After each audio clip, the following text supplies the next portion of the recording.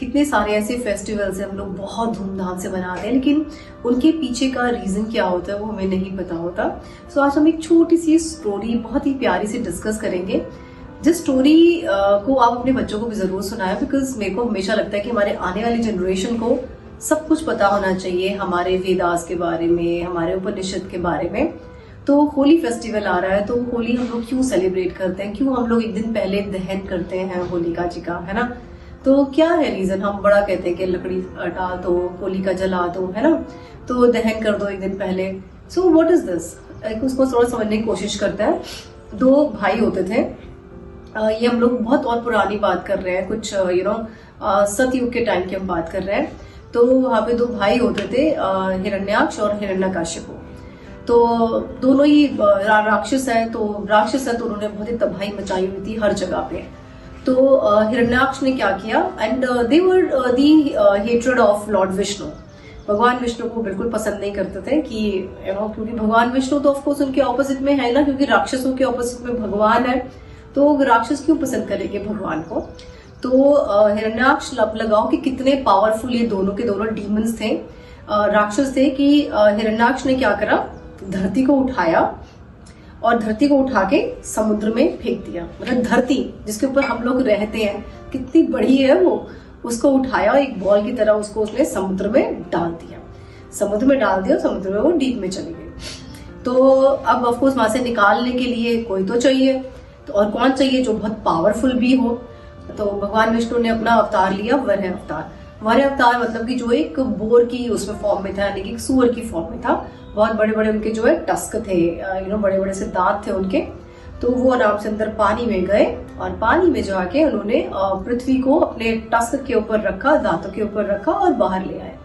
अब लगा लो सबसे पहली बात तो कि जो हिरण्याक्ष है वो कितना ह्यूज साइज का था, बड़े साइज का था, कि उसने पृथ्वी को उठाया बॉल की तरह और समुद्र में डाल दिया। और उसके ऊपर आप लगाओ कि बोर अवतार, यानी कि भगवान Vishnu is so powerful, so mighty, कि उन्होंने बोर अवतार लिया और अपने सिर्फ दांत के ऊपर पृथ्वी को रखा और बाहर निकाल के ले आए, ठीक है, और वापस जो है सौर मंडल में उसको स्थापित कर दिया और वापस आके हिरण्याक्ष को मार को दिया, ठीक है। वो एक अलग स्टोरी है। उसके बाद में अब हिरण्यकश्यप जो है उसके ब्रदर है, उनको बहुत गुस्सा आया कि भाई ये तो मुझे बदला लेना पड़ेगा। अब उन्होंने क्या करा, उन्होंने जो है तपस्या शुरू कर दी। तपस्या शुरू करी वो भी ब्रह्मा की। ऑफकोर्स कहते हैं ना कि ब्रह्मा ने हम सबको बनाया, पूरी सृष्टि ब्रह्मा की बनी हुई है। तो हमारी लाइफ में अगर कोई प्रॉब्लम है या हमारे शरीर से कोई प्रॉब्लम है तो हम ब्रह्मा जी को जाके कनेक्ट करेंगे। तो वो ब्रह्मा जी के पास में गए और उन्होंने जो है पेनांस अपना स्टार्ट करा, तपस्या स्टार्ट करी। तपस्या बहुत सालों तक चली और उनकी कहते हैं ना बॉडी जो है पूरी की पूरी चींटियों ने खा ली थी और पूरी खंडर बन चुकी थी, उनकी बॉडी खत्म हो चुकी थी, बट सोल इज देयर। तो उन्होंने ब्रह्मा जी आए, ब्रह्मा जी ने बोला कि बताओ भाई तुम्हें क्या चाहिए। अब सारे जितने देवी देवता थे डर भी रहे थे कि भैया ये तो पता नहीं अब क्या ही मांग लेगा, इतनी जबरदस्ती तपस्या भी कर रहा है। तो ब्रह्मा जी आए, ब्रह्मा जी ने बोला कि बताओ भाई व्हाट डू यू वांट। तो उन्होंने बोला कि मुझे आप इमॉर्टल बॉडी दे दो कि मैं ना मरूं। तो उन्होंने बोला ये तो पॉसिबल ही नहीं है, मरना तो यहाँ पे सब नहीं है। तो उन्होंने ब्रह्मा जी को बोला कि ऐसा आप फिर एक काम करो, मुझे वरदान दे दो कि ना तो मैं दिन में मरूं, ना मैं रात को मरूं, ठीक है, ना मैं किसी इंसान से मरूं, ना मैं जानवर से मरूं, ना मैं किसी वेपन से मरूं। तो उन्होंने ऐसे करते हुए बहुत कंडीशन जो है लगा दी, ना मैं देवताओं से मरूं, ना मैं इंसानों से मरूं। तो उन्होंने बोला कि सारे तो ऑप्शन मैंने दे ही दिए हैं, तो खत्म, अब तो मेरा मरने का मतलब ही नहीं, अब तो मैं इमॉर्टल हो गया। बट कहते हैं ना कि कहीं ना कहीं जहाँ सारे रास्ते बंद होते हैं ना, वो कोई रास्ता जरूर खुला हुआ होता है, हमें नहीं पता होता लेकिन खुला हुआ जरूर होता है। तो यहाँ पे भी एक रास्ता खुला हुआ था।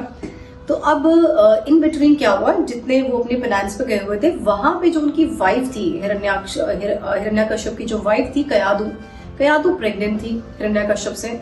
तो अब जितने भी देवी देवता थे उनको लगा कि अगर ये राक्षस है तो जो उसका बेटा है वो भी राक्षस होगा। तो एक काम करते इसकी वाइफ को ले जाते हैं यहाँ से उठा के। तो उसकी वाइफ को ले गए कि अब इनको हम लोग मार देंगे और ये जो इनके वूम में बच्चा है इसको भी मार देंगे, क्योंकि इसने भी पैदा हो गए सत्यानाश ही करना है, हर एक चीज का तंग ही करना है सबको। तो जब वो लेकर जा रहे थे तो हमारे जो नारद मुनि है, नारद मुनि is a great devotee of Lord Vishnu, उनको समझ में आ गया कि ये जो बच्चा है ये थोड़ा सा अलग बच्चा है, ये ऐसा नहीं है, राक्षस होते हैं।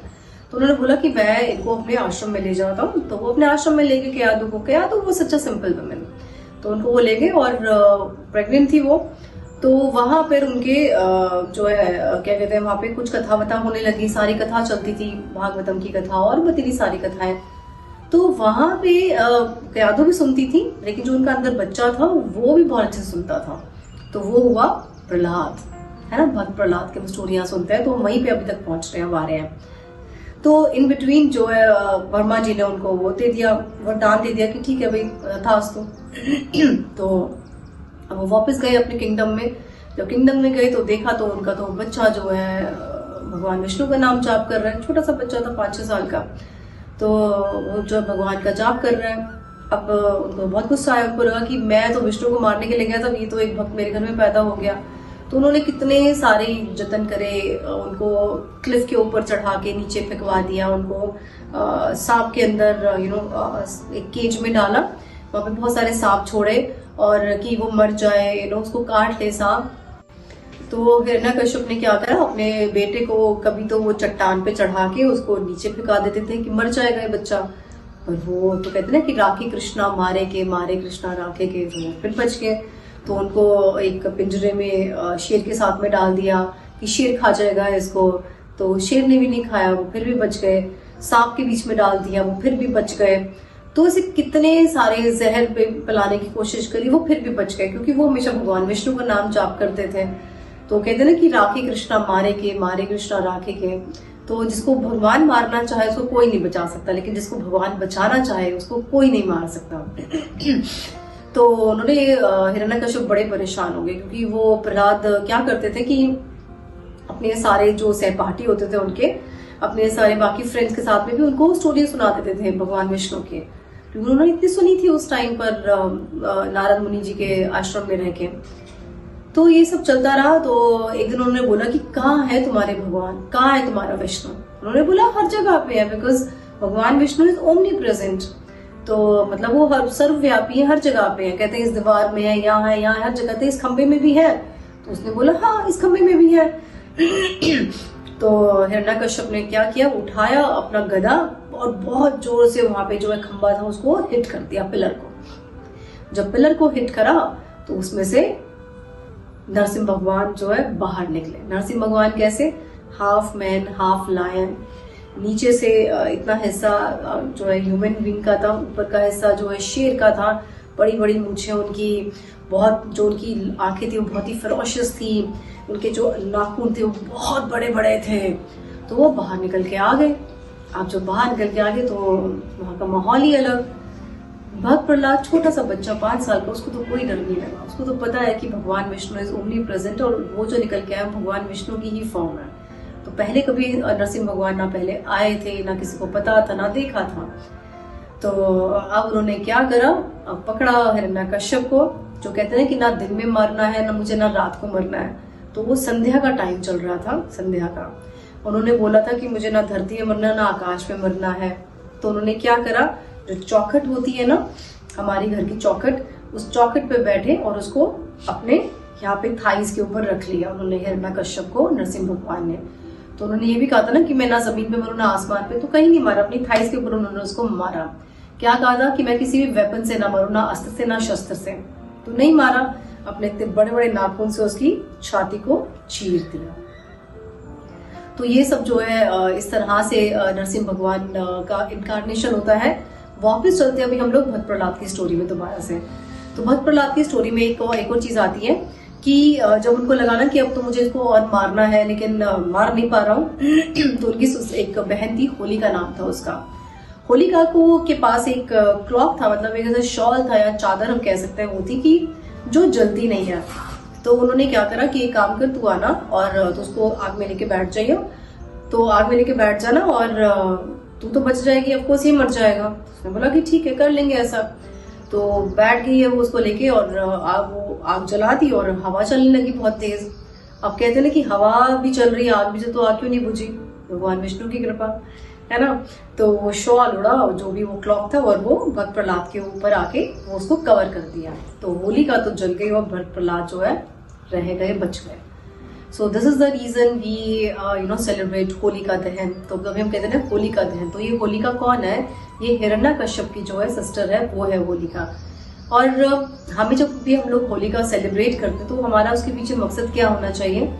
ये होना चाहिए कि यार जितना भी हमारे अंदर में इविल है, क्योंकि हम सबके अंदर में इविल भी है और गुड भी है ना, तो जो भी इविल हमारे अंदर में है, लस्ट है, एंगर है, ग्रीड भी है, या फिर हम लोग अपने आप को बहुत ही सुपीरियर समझते हैं, वो सब उसमें दहन करके आप आ जाओ उस होलिका में। So this is the beautiful story of Holika Dahan. I hope that you like the story and please share the story with your kids as well. तो उनको भी आप सुनाना जरूर कि क्यों होलिका दहन मनाया जाता है। एंड आई रियली विश कि जितने भी लोग होलिका दहन पे चाहते हैं उनको ये स्टोरी पता होनी चाहिए। So please share this video with your friends, with your relatives and hit the like button and comment section में जरूर डाल देना होलिका दहन ऐसे लिख देना, तो मुझे अच्छा लगेगा। So I come to know that you have listen the story completely and you can subscribe our channel as well. Thank you so very much.